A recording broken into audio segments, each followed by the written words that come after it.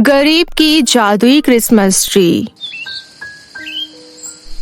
Cinderella Diana के यहाँ नौकरानी का काम किया करती थी। डायना स्वभाव की बहुत खड़ूस थी। वो कभी भी सीधे मुंह सिंड्रेला से बात नहीं करती थी। फिर भी सिंड्रेला चुपचाप डायना के घर में काम किया करती थी। सिंड्रेला बहुत गरीब थी। सिंड्रेला अपनी छोटी बहन जूली और अपनी बीमार माँ मैरी के साथ रहती थी। सिंड्रेला की मालकिन डायना उसे जो थोड़े बहुत पैसे देती, उसी से वो घर का गुजारा चला रही थी। क्रिसमस का त्योहार आने वाला था। हर साल की तरह इस साल भी क्रिसमस की तैयारियों के लिए सिंड्रेला घर की साफ सफाई में जुटी हुई थी।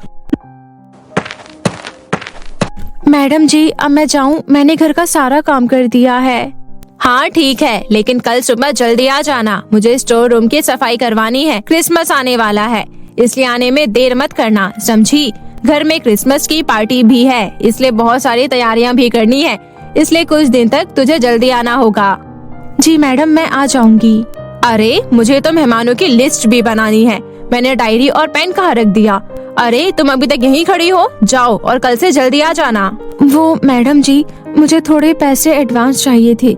क्रिसमस आने वाला है, इसलिए मेरी छोटी बहन जूली क्रिसमस ट्री लाने की जिद कर रही थी। पिछले साल भी हम क्रिसमस ट्री नहीं खरीद पाए थे। मेरी छोटी बहन का बहुत मन है इस बार क्रिसमस ट्री सजाने का, इसलिए मुझे कुछ पैसे एडवांस चाहिए। अभी तू जा, कल इस बारे में बात करते हैं। अभी मैं बहुत बिजी हूँ, तुझे दिखाई नहीं दे रहा? सिंड्रेला आगे कुछ नहीं बोलती और चुपचाप वहाँ से चली गई।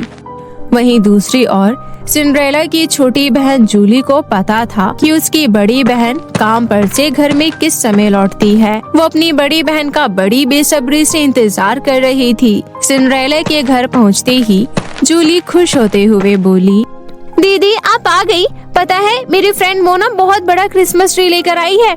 वो कह रही थी कि इस बार वो क्रिसमस पर बहुत बड़ा ट्री सजाएंगे। दीदी, मुझे भी इस बार क्रिसमस ट्री सजाना है। आप मेरे लिए क्रिसमस ट्री लेकर आओगी ना? हाँ जूली, मैं जरूर कोशिश करूंगी इस बार तुम्हारे लिए क्रिसमस ट्री लाने की। वैसे अभी तो कुछ दिन बाकी है क्रिसमस आने में। देखना, हम भी इस बार क्रिसमस बहुत ही अच्छे से सेलिब्रेट करेंगे। जूली, सिंड्रेला बिटिया अभी थकी हारी आई है, थोड़ा सा सांस तो लेने दे। बेचारी दिन रात कितना काम करती है। कोई बात नहीं माँ, नादान है, और वैसे भी क्रिसमस आने वाला है। पिछले साल मैं जूली के लिए क्रिसमस ट्री नहीं ला पाई, लेकिन इस बार पूरी कोशिश करूंगी। मैंने आज मालकिन से कुछ पैसे एडवांस मांगे थे, शायद वो मुझे कल थोड़े बहुत पैसे एडवांस दे दे। पर बिटिया, घर का राशन भी तो खत्म हो गया है, तुम अकेले क्या क्या करोगी? माँ आप बिल्कुल भी चिंता मत करो, राशन इस बार उधार ले लेंगे, लेकिन क्रिसमस ट्री मैं इस बार खरीद कर ही रहूंगी।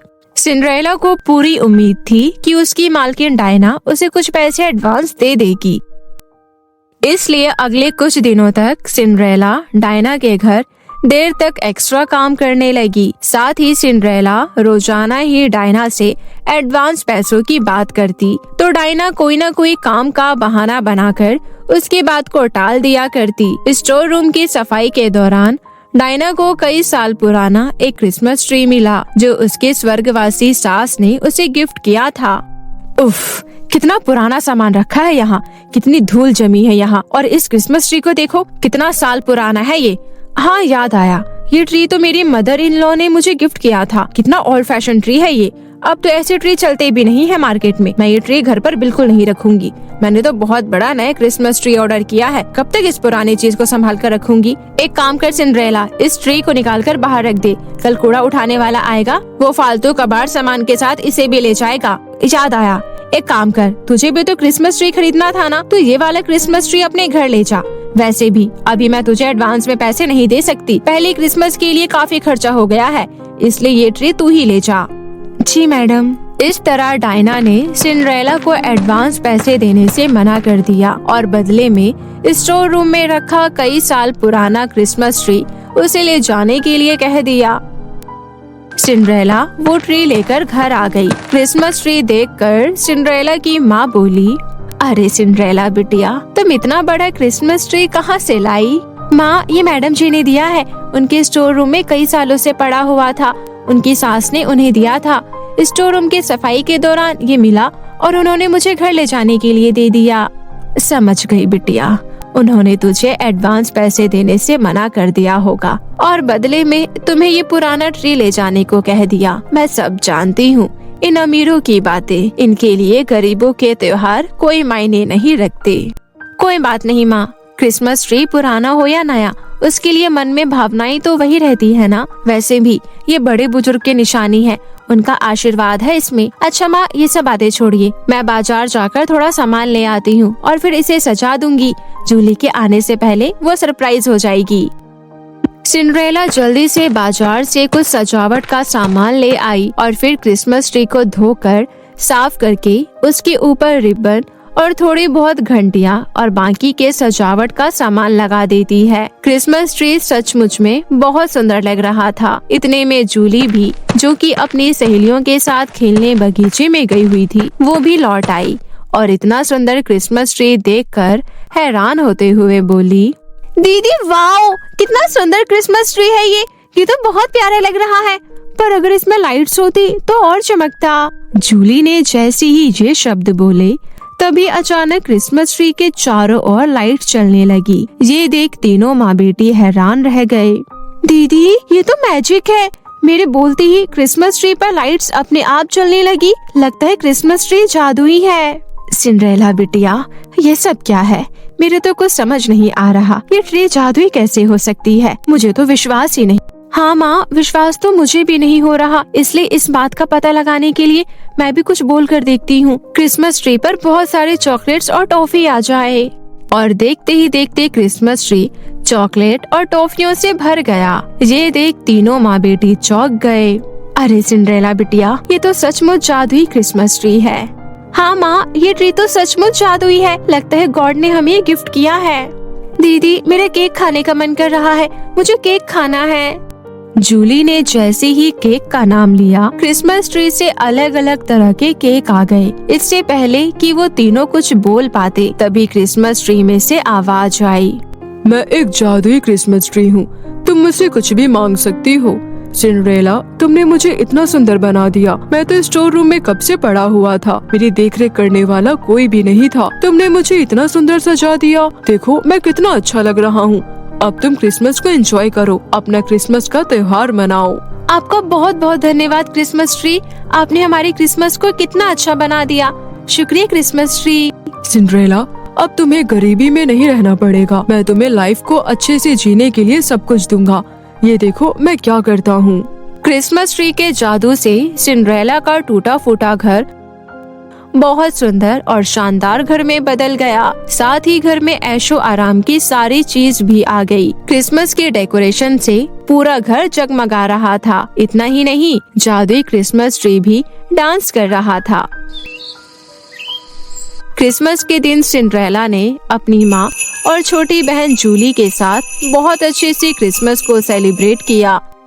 वहीं दूसरी ओर डायना को जब ये बात पता चली कि उसने जो क्रिसमस ट्री दिया था वो जादुई ट्री था, तो वो बुरी तरह जलन से भर गई। मेरी सास का दिया हुआ ट्री जादुई था, इस बात का पता मुझे कैसे नहीं चला? जो भी हो, मैं उस नौकरानी से अपना ट्री वापस लेकर ही रहूंगी। डायना बिना देरी किए सिंड्रेला के घर जा पहुंची और सिंड्रेला पर चिल्लाते हुए बोली, मेरा क्रिसमस ट्री मुझे वापस करो, ये जादुई ट्री मेरा है। लेकिन मैडम जी, आपने तो इसे फेंक दिया था और अब आप इसे लेने आ गई हो, ये तो बहुत गलत बात है ना। मुझे तेरी बकवास नहीं सुननी, सीधी तरह से देती है कि नहीं मेरा क्रिसमस ट्री, वरना मुझे उंगली टेढ़ी करनी भी आती है। मैडम जी, ये क्रिसमस ट्री अब मेरा है, मैं इसे ले जाने नहीं दूंगी। अरे ऐसे कैसे नहीं ले जाने देगी? तुम मेरी पावर को जानती नहीं हो, मैं तुझे अभी मिनटों में जेल भिजवा सकती हूँ। तभी क्रिसमस ट्री में से आवाज आई, सिंड्रेला, तुम चिंता मत करो, मैं यहाँ से कहीं नहीं जाऊँगा। डायना, तुमने मुझे संभाल कर नहीं रखा, लेकिन तुम्हारी मदर इन लॉ कैथरीन ने मुझे संभाल कर रखा था। वो मेरी अच्छे से देखभाल करती थी, पर उनके जाने के बाद तुमने मुझे स्टोर रूम में फेंक दिया। ये तो सिंड्रेला की अच्छाई है कि उसने मुझे इतना सुंदर बना दिया, इसलिए अब मैं सिंड्रेला की फैमिली के साथ ही रहूंगा। तुम यहाँ से वापस चली जाओ, वरना मैं अपने जादू से तुम्हें भिखारी बना दूंगा।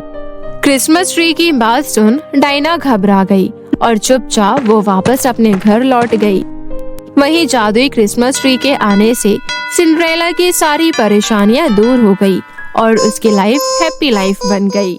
स्कूल में डरावना लूडो खेल। एक बार की बात है, चंदनपुर नामक गांव में एक स्कूल था, जिस स्कूल में 4 दोस्त पढ़ा करती थी। उनकी दोस्ती बहुत ही ज्यादा गहरी थी। चारों दोस्त पढ़ाई में बहुत ही ज्यादा होशियार थी। वो हमेशा एक दूसरे की मदद करती थी। चारों की दोस्ती की मिसाल स्कूल के अंदर दी जाती थी और उनकी दोस्ती से कुछ स्टूडेंट्स जलते भी थे। वो उनकी दोस्ती तोड़ने के लिए तरह तरह के प्लान भी बनाया करते थे, लेकिन उनकी दोस्ती इतनी गहरी थी कि किसी की कोई चाल, कोई प्लान काम नहीं करता। ऐसे ही समय बीत रहा था। ऐसे ही एक दिन स्कूल में रागिनी, सुनीता और नंदिनी पढ़ने नहीं आती।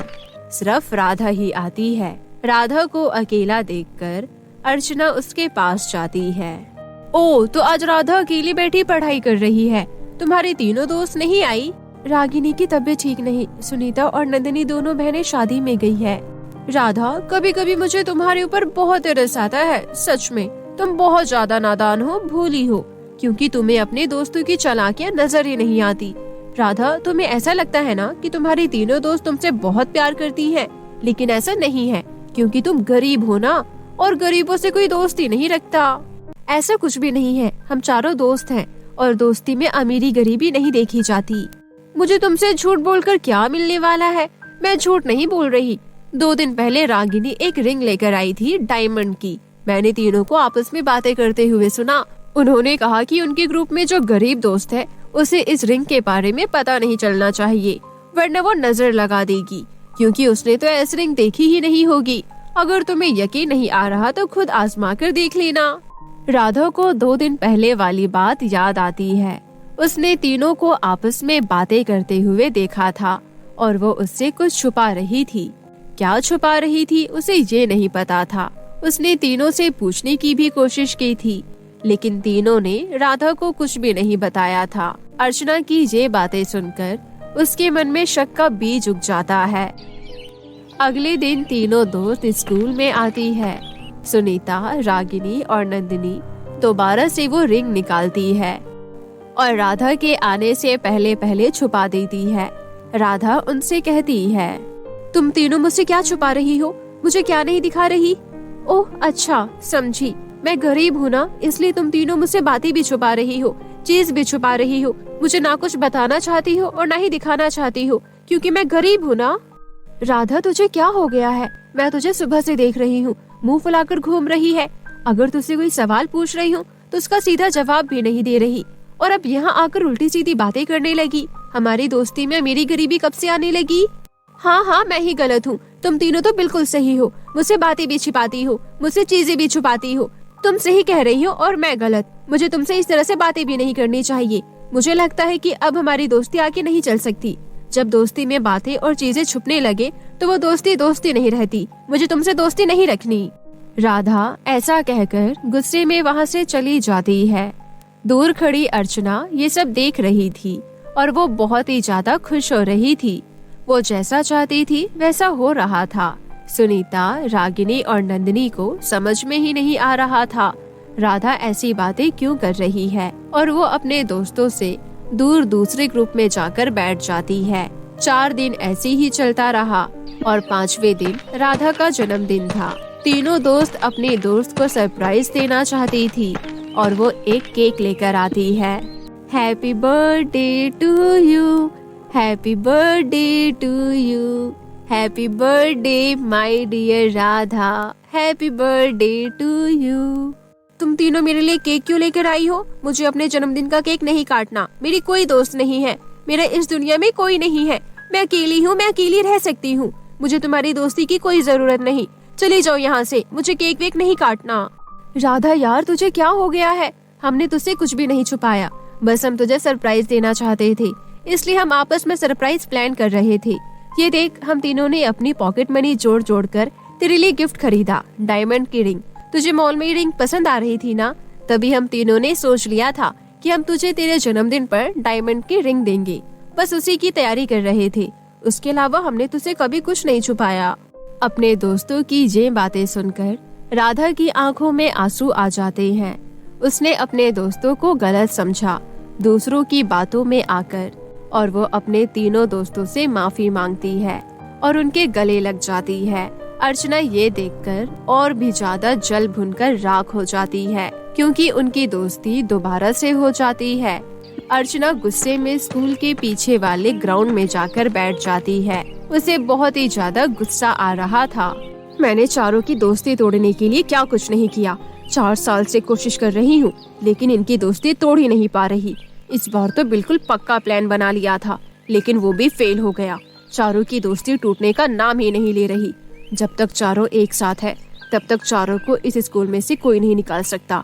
चारों का इस स्कूल में नाम होता रहेगा। मुझे किसी भी तरह इन चारों को अलग करना होगा। इन्हें अपने रास्ते से हटाना होगा। अगर मुझे इस स्कूल के अंदर फर्स्ट रैंक लेकर आनी है, अगर ये चारों एक साथ है, तो मेरी फर्स्ट रैंक कभी नहीं आ सकती, कभी नहीं। अर्चना बहुत ही ज्यादा गुस्से में थी। तभी उसे ग्राउंड में एक पेड़ के नीचे एक लूडो नजर आती है, जो बहुत ही ज्यादा चमक रही थी। अर्चना पेड़ के पास जाकर उस लूडो को उठा लेती है। तभी उस लूडो से जोर जोर से हंसने की आवाज आती है। अब तेरी जान जाएगी, तूने भूतिया लूडो को हाथ लगाया। तेरी हिम्मत कैसे हुई इस भूतिया लूडो को हाथ लगाने की? अब तेरी जान जाएगी। तूने मुझे सोते हुए जगाया, तूने मुझे जगाया। अब तू जिंदा नहीं बचेगी, अब तू जिंदा नहीं बचेगी। स्कूल के अंदर भूतिया लूडो कहाँ से आई? देखो, मुझे कुछ नहीं पता कि भूतिया लूडो है। यहाँ पेड़ के पास चमक रही थी तो मैंने इसे उठा लिया। इसमें मेरी कोई गलती नहीं। मुझे मत मारो, मुझे मत मारो, मुझे अभी जिंदा रहना है। अब तो मैं तुझे नहीं छोड़ूंगी। मैं जाग चुकी हूँ। अब तुझे ये भूतिया लूडो का खेल खेलना ही होगा। अगर तूने ये भूतिया लूडो नहीं खेला तो मैं तुझे और तेरे परिवार को कच्चा चबा जाऊंगी।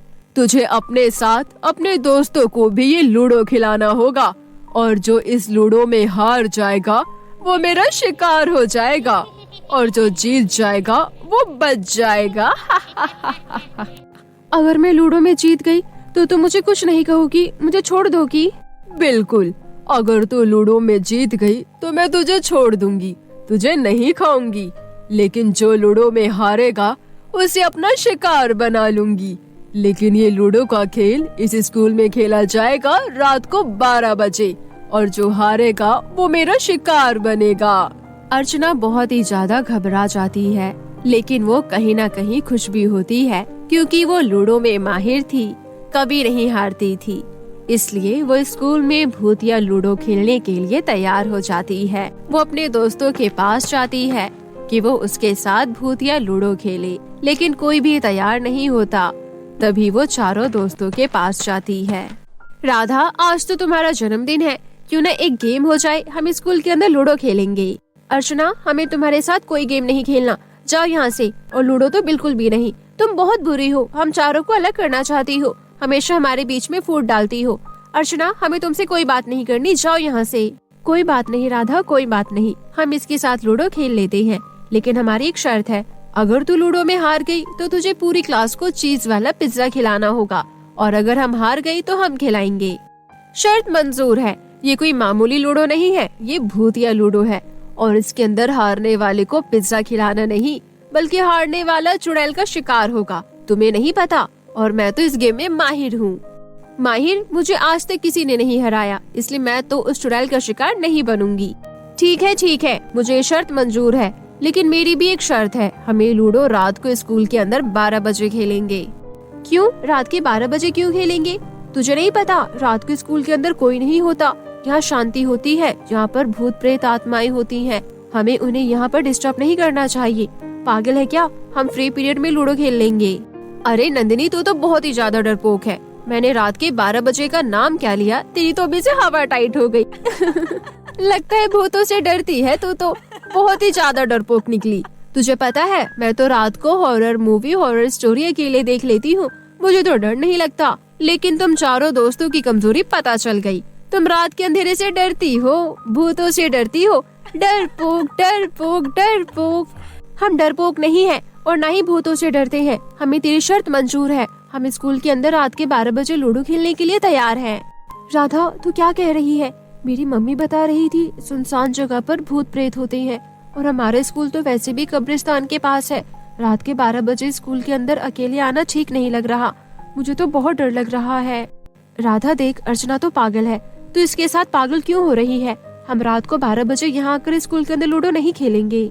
अगर आज हमने इसकी शर्त नहीं मानी तो ये हमें डरपोक कहेंगी और हमारा पूरे स्कूल के अंदर मजाक उड़ाएगी।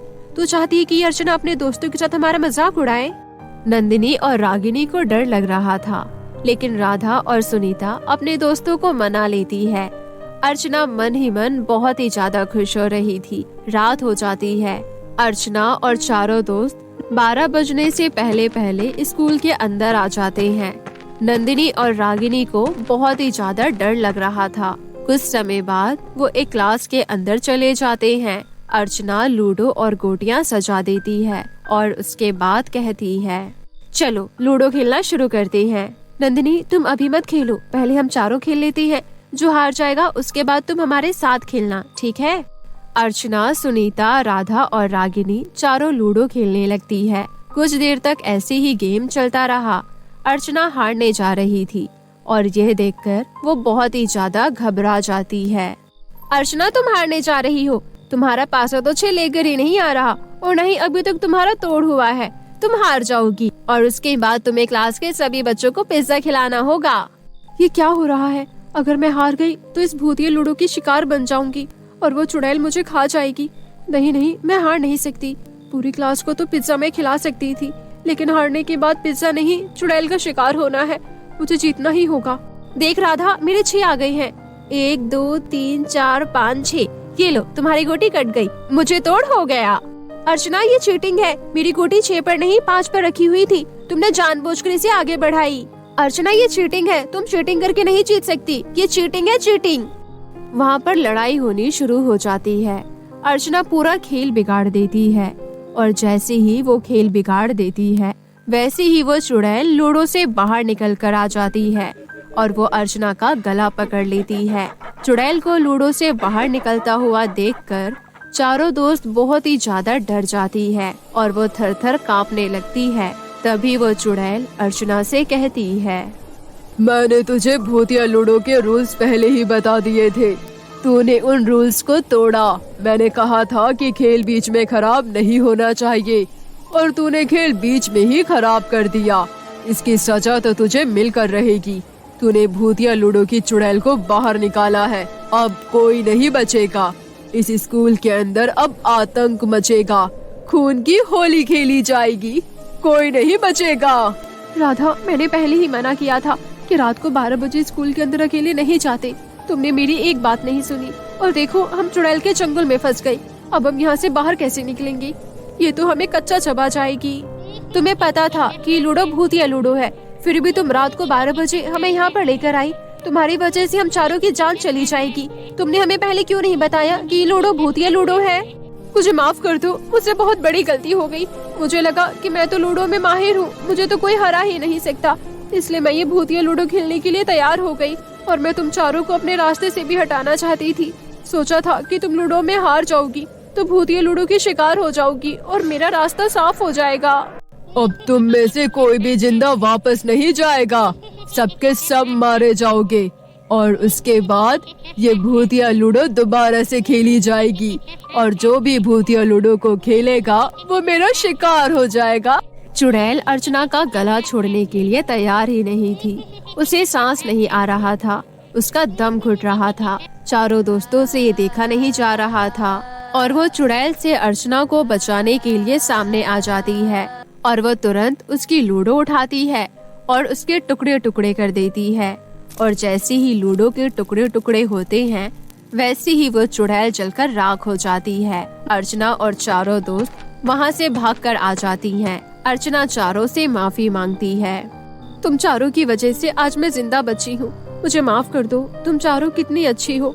मैंने तुम्हें मारने की कोशिश की लेकिन फिर भी तुमने मुझे बचाया। मुझे माफ कर दो।